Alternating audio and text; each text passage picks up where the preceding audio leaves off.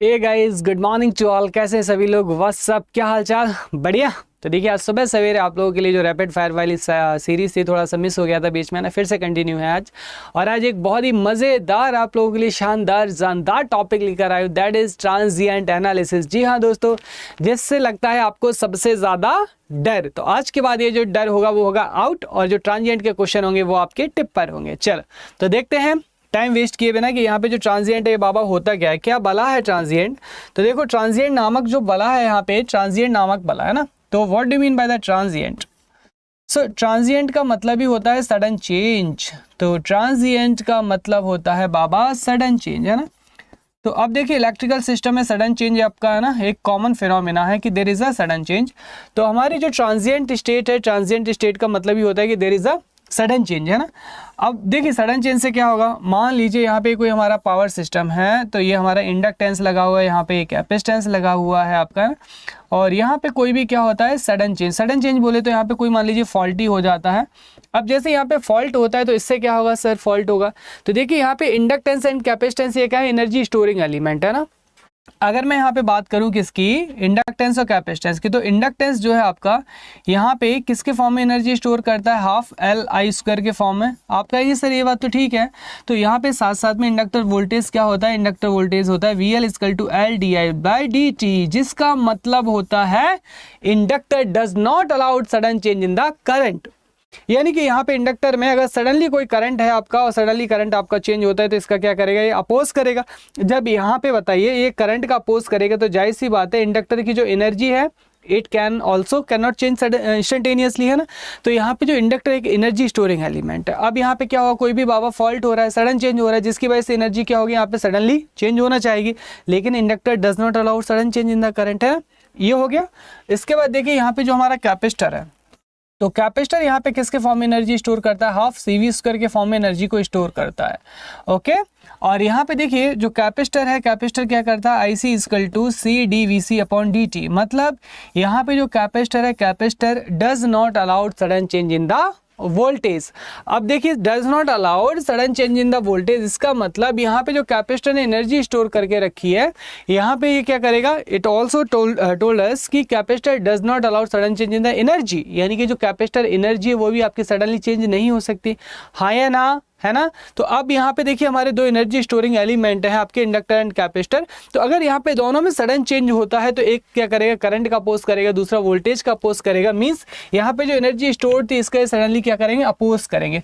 अब बोले इससे क्या होगा, देखिए इससे क्या होगा, हमारा जो सिस्टम है, सिस्टम में क्या आएंगे आपके एक यहाँ पे जो ऑसिलेशंस हैं ये आना स्टार्ट हो जाएंगे, जो कि सिस्टम के लिए बहुत ही ज़्यादा थ्रेट पैदा करते हैं।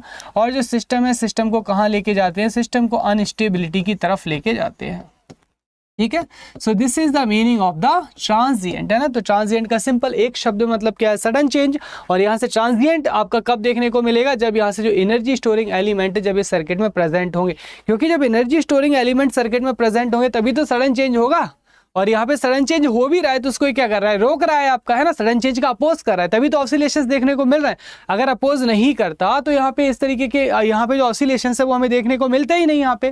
तो इसका मतलब आप मुझसे कह सकते हैं कि सर क्या मैं आपसे पूछ सकता हूँ कि जो ट्रांजिएंट है, ट्रांजिएंट के लिए क्या सर्किट के अंदर एनर्जी स्टोरिंग एलिमेंट होना जरूरी? Of course yes. यहाँ पे जो ट्रांजिएंट होने के लिए आपका क्या होना चाहिए, इंडक्टर या फिर कैपेसिटेंस होना ही चाहिए।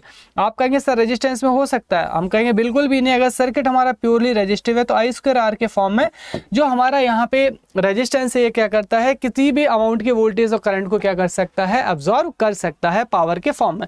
तो यहाँ पे देखिए आप लोगों की सुविधा के लिए यहाँ से आप भूल ना जाए, यहाँ पे मैंने सारे जो पॉइंट्स हैं वो लिख दिए हैं आपके, ठीक है। तो यहाँ पे लास्ट पॉइंट देखिएगा कि इफ द नेटवर्क, जो हमारा network having only resistance then no transient in the circuit. अगर हमारा सर्किट जो है, सर्किट के अंदर क्या है आपका सिर्फ रेजिस्टिव एलिमेंट प्रेजेंट है तो कोई भी ट्रांजिएंट हमारा देखने को नहीं मिलेगा। बिकॉज रेजिस्टेंस कैसा रहता है, एक हमेशा भूखा प्राणी है जो कि कंज्यूम कर लेगा किसी भी अमाउंट के वोल्टेज एंड करंट को एट एनी इंस्टेंट। सबसे बड़ी बात है एट एनी इंस्टेंट, अपोज तो कभी करेंगे ना, टाइम के किसी भी इंस्टेंट पे यहाँ पे वोल्टेज और करंट को क्या करता है, कंज्यूम कर सकता है। जैसे कि आप जानते हैं हाफ आई स्क्वायर आर के फॉर्म में, या फिर P equal to V I, या फिर P equal to V square by R के फॉर्म में यहाँ पे कंज्यूम करेगा। तो सर्किट में अगर प्योरली रेजिस्टेंस है तो कोई भी ट्रांजिएंट फिनोमिना हमें देखने के लिए नहीं मिलेगी। अब देखिए ट्रांजिएंट सर्किट से बड़ा ही डर लगता है कि सर हमको बहुत डर लगता है। कोई बात नहीं, आज के बाद ये डर होगा खत्म और ट्रांजिएंट होगा आपके टिप पर गाइस। तो यहाँ पे इसके लिए जो सबसे जो जड़ी बूटी जो ब्रह्मास्त्र का काम करता है वो है इसके बेसिक कॉन्सेप्ट। एक बार ट्रांजिएंट का जो बेसिक कॉन्सेप्ट है उसको सीख लीजिएगा, गर्दा उड़ेगा। देखो कैसे, तो यहाँ पे जो हमारा ट्रांजिएंट है ना, तो ट्रांजिएंट में देखिए यहाँ पे क्या होता है आपका, तो सबसे पहले यहाँ पे देखिए behaviour of inductor and capacitor. तो बस इसी को तो देखना हमें यहाँ पे, behaviour of inductor and capacitor. तो behaviour of inductor and capacitor, ठीक है, इसके बिहेवियर को देखिए। अब यहाँ पे बस 2 पॉइंट आपको याद रखना है, क्या, at t equal to 0 plus. तो सबसे पहले t इजकल टू जो 0 प्लस है, t इजकल टू 0 प्लस पे मैं इंडक्टर और कैपेसिटर का बिहेवियर देखने जा रहा हूँ।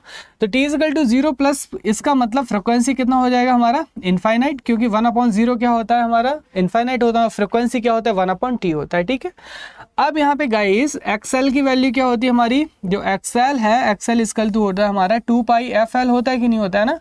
फ्रिक्वेंसी की वैल्यू यहाँ पे रख दीजिए तो कितना आ जाएगा, ये इनफाइनाइट आ गया। और किसी भी एलिमेंट की वैल्यू इनफाइनाइट है, इसका मतलब क्या हुआ, यहाँ से वो कैसे शो करेगा आपका, ओपन सर्किट। तो यहाँ पे इंडक्टेंस जो है आपका t इजकल टू 0 पे कैसे काम करेगा, एज ए ओपन सर्किट की तरह काम करेगा। इतनी सी बात समझ में आती है सबको, से यस और नो, से, है ना। तो देखिए यहाँ पे एक इंपॉर्टेंट जो पॉइंट था वो हमें पता चल गया कि at t equal to 0 plus पे हमारा जो इंडक्टर का बिहेवियर वो कैसा है, ओपन सर्किट है। कैपेसिटर के लिए देखते हैं हम लोग फटाफट से। तो यहाँ पे देखो कैपेसिटर के लिए क्या निकल के आता है, तो कैपेसिटिव रिएक्टेंस क्या होता है हमारा, 1/2πfc होता है। फ्रिक्वेंसी की वैल्यू रख दीजिए तो 1/इनफाइनाइट विल बी 0। और यहाँ पे अगर किसी भी एलिमेंट की वैल्यू हमारी क्या आ रही है, 0 आ रही है, तो इसका क्या मतलब होता है, वो शॉर्ट सर्किट। हैंस जो कैपेसिटर है आपका t इजकल टू 0 प्लस पे कैसे काम करेगा, एज ए शॉर्ट सर्किट की तरह यहाँ पे क्या करेगा आपका, ये काम करेगा, ठीक है। चलिए, तो यहाँ से इतना क्लियर है सभी को। तो t इजकल टू 0 प्लस है ना, तो हमने ये पहला जो बिहेवियर था यहाँ से ये देख लिया, पहला केस देख लिया t इजकल टू 0 प्लस पे, ठीक है। अब यहाँ पे एक पॉइंट ये हो गया, सेकंड पॉइंट को देखिएगा। तो सेकंड पॉइंट यहाँ से क्या होगा हमारा, सेकंड पॉइंट होगा at t equal to infinite. तो t इजकल टू इनफाइनाइट मतलब फ्रिक्वेंसी क्या हो गया हमारा, 0 हो गया कि नहीं हो गया। अब देखिए t equal to infinite, t equal to infinite का मतलब होता है वेरी लॉन्ग टाइम, है ना। यहाँ पे क्या बता रहा है हमारा, लॉन्ग टाइम बता रहा है कि नहीं बता रहा है ना। t इक्वल टू इनफाइनाइट मतलब लॉन्ग टाइम। तो जो लॉन्ग टाइम होता है, long time is nothing but क्या होता है आपका, स्टेडी स्टेट होता है। Long time is nothing but is said to be a steady state. अब देखो जो यहाँ पे स्टेडी स्टेट है आपका, what do you mean by the steady state. तो स्टेडी स्टेट का मतलब होता है कि अगर कोई भी सोर्स हमारा इंडिपेंडेंट है ना, सोर्स बोलते हैं इंडिपेंडेंट सोर्स, अगर सोर्स जो है हमारा लॉन्ग टाइम के लिए नेटवर्क में कनेक्टेड है, तो यहाँ पे ये क्या कहलाएगा कि सर्किट होगा, वो किस में होगा, circuit is said to be in a steady state. Source कैसा होना चाहिए, इंडिपेंडेंट सोर्स होना चाहिए। तो यहाँ पे आप कहेंगे कि सर ये इस केस को मैं ये बोल सकता हूँ कि सर ये स्टेडी स्टेट का केस, ऑफ कोर्स यस है ना। तो t इजकल टू इनफाइनाइट हमारा क्या है दोस्तों, स्टेडी स्टेट का केस है। ओके चलो, अब यहाँ पे देखिए, सो एक्सएल का वैल्यू क्या होता है हमारे पास, एक्सएल इजकल टू होता है 2πfl। फ्रिक्वेंसी की वैल्यू कितनी निकली यहाँ पे, 0। तो ये क्या हो गया, 0।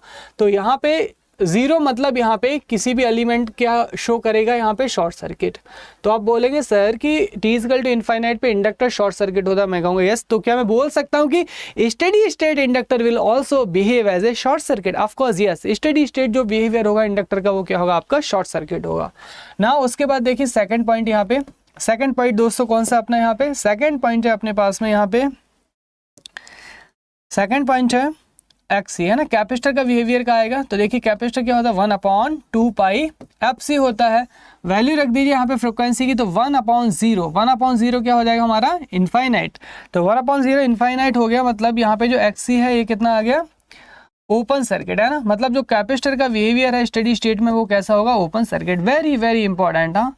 तो यहाँ पे देखिए इंडक्टर को जो बिहेवियर होगा शॉर्ट स्टेडी स्टेट में वो कैसा होगा हमारा, शॉर्ट सर्किट।